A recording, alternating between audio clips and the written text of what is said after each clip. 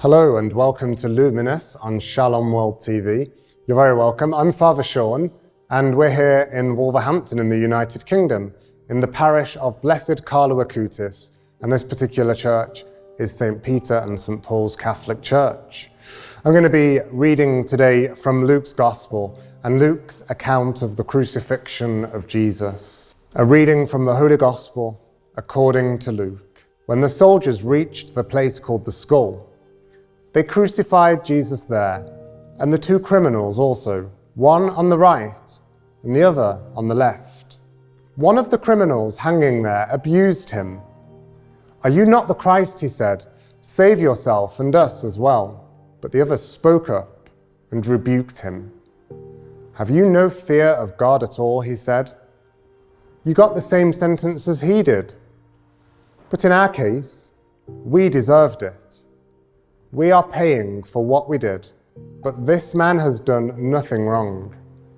"Jesus," he said, "remember me when you come into your kingdom."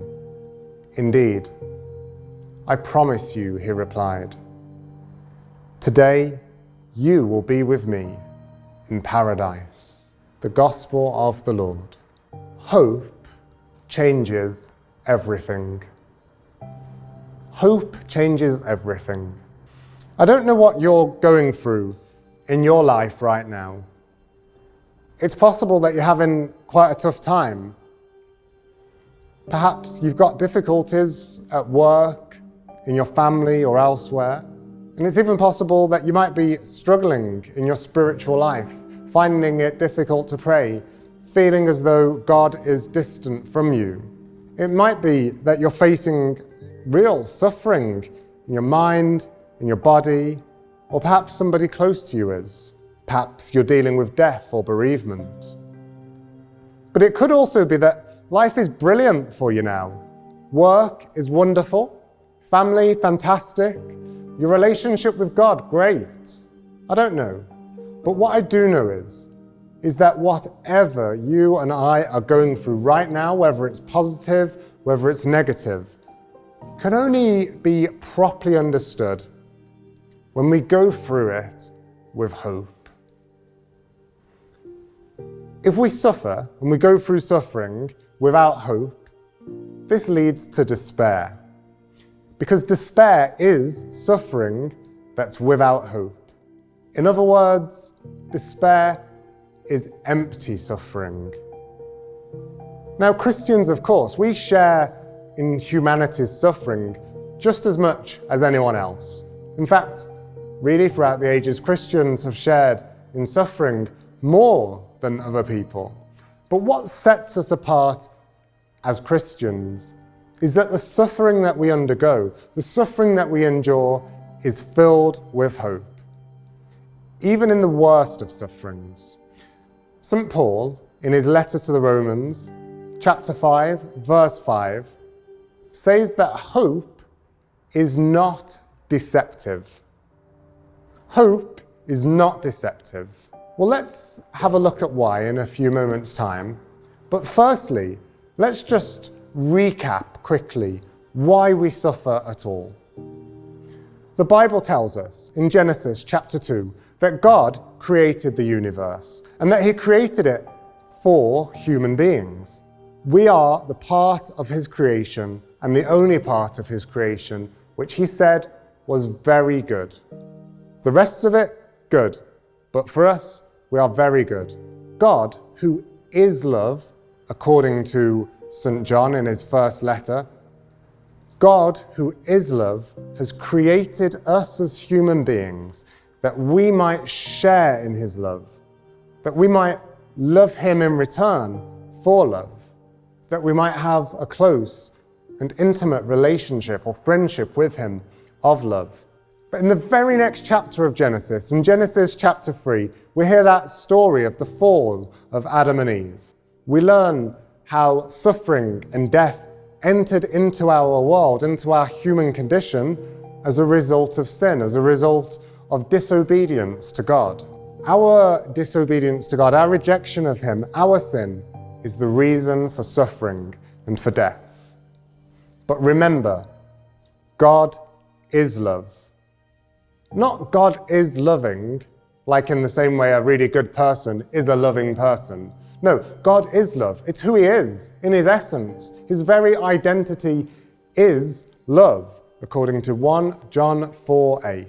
And if God is love, then God is mercy. Because mercy is love which encounters suffering, which encounters weakness, which encounters sinfulness. That's what mercy is. It's just love where it encounters human frailty and the human condition. But God's mercy is not a distant mercy like our mercy. You know, if we're merciful to other people, often our mercy comes with conditions attached, or it's mercy that's done at a distance. We keep the one to whom we're being merciful at a sort of distance, a professional distance, or whatever it might be. But God's mercy is not like our mercy. God is love, so God is mercy. So his mercy is perfect mercy, not a distant mercy like ours. His mercy manifests itself, therefore, not in a distant way, but in a person, in Jesus Christ, who is God, who is God's love made manifest in human form, who is God's mercy revealed to us in a human person. And Jesus is so merciful, so close to us in that mercy and in that love, that he even is willing to join us and to encounter us in the midst of our suffering, even in the midst of our death that all of us have to experience as human beings. This is the proof that there is no limit to where God's mercy is willing to go, even to suffering, even to death, even to paying freely the price of your and my iniquity. When we look at a cross, it's hard to imagine a situation which from a human perspective is more apparently hopeless. Just consider for a moment the physical agony of Jesus. To be hanging there, suspended by nails onto a cross, having been tortured within an inch of his life by the scourging. Think of his humiliation as he was stripped of all of his clothes. This is Almighty God, supremely rich, all-powerful, reduced to absolute poverty and pain, even stripped of what he was wearing. Consider the torments that were given to him by the chief priests as they walked along, and by the thief who was crucified next to him, who called out and mocked him and said, "Save yourself and us as well." Think of his mental anguish. The night before he suffered and he knew what he was about to undergo, his anguish was so great that his sweat became as drops of blood. Consider his spiritual anguish. My God, why have you forsaken me? From a human perspective, it's hard to consider anything that seems more hopeless than this. And yet, here's the reality. In the midst of all of that tribulation that Jesus went through, he spoke the most beautiful words that humanity has ever heard. He spoke words of hope to the thief who called out to him for mercy on the cross. He said, "This very day, you will be with me in paradise." Words of mercy, words of hope. Now, both of those thieves that were crucified next to him, and Jesus himself, they all still had to die. They all still had to endure that suffering to the end. But for the good thief, Jesus was there, present with him in the midst of him, bringing him hope, even at that moment of despair. And Jesus is there with us too in the midst of our sufferings. Jesus is there bringing us hope too. Not an empty hope, not a deceptive hope, not a hope that will deceive us. How do we know that? Because 3 days later, Jesus rose from the tomb and he conquered death. He conquered suffering. He conquered all that sin has brought about in the human condition, the greatest event in the history of humanity. It's no wonder that St. Paul, in that same letter to the Romans, just a few chapters later, was able to say, "What can separate us from the love of Christ? Shall tribulation or distress, or persecution or famine, or nakedness, or peril, or sword?" Of course, nothing can separate us from the love of God. Nothing can separate us from that hope which Jesus brings to us in the midst of whatever sufferings that we have to endure in this life. Even death itself cannot destroy the hope that we have, because Christ is the victorious one. I mentioned, though, saying that perhaps you're not experiencing hardship at the moment. Perhaps life is great. Well, even if we have, seemingly by human perspective, a great life, but we have it without hope, then all of those things that we enjoy are just an illusion. They're just a lie. They're just like smoke that will disappear in the end. Just reflect for a moment on that first thief, the one who mocked Jesus, the one who said to him, "Are you not the Christ? Save yourself and us as well."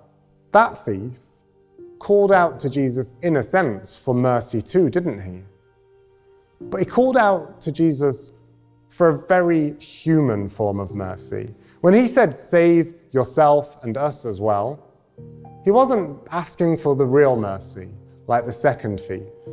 He was asking for worldly mercy. He was saying, "Come down from the cross. Do not die on the cross, and get me down as well, so that we can carry on with life." And who knows what else that he wanted to carry on with as well. He wanted to have a good life on a purely human level, on a superficial level. But this is not what Jesus came to bring. Jesus brings us hope. So whether we're having a great life or whether we're going through trial and difficulty at this moment, we need to endure it with hope. And we know that the hope which Jesus brings is a hope which will never be defeated as long as we stay united to him, all the way to the end of our lives, when at last we hope to hear those words of Jesus as well. "Today, you will be with me in paradise."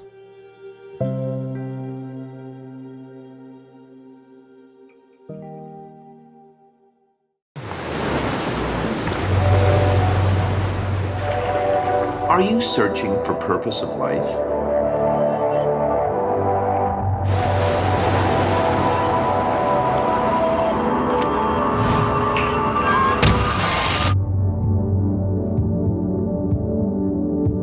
Discover your true identity. Stay tuned to Shalom World.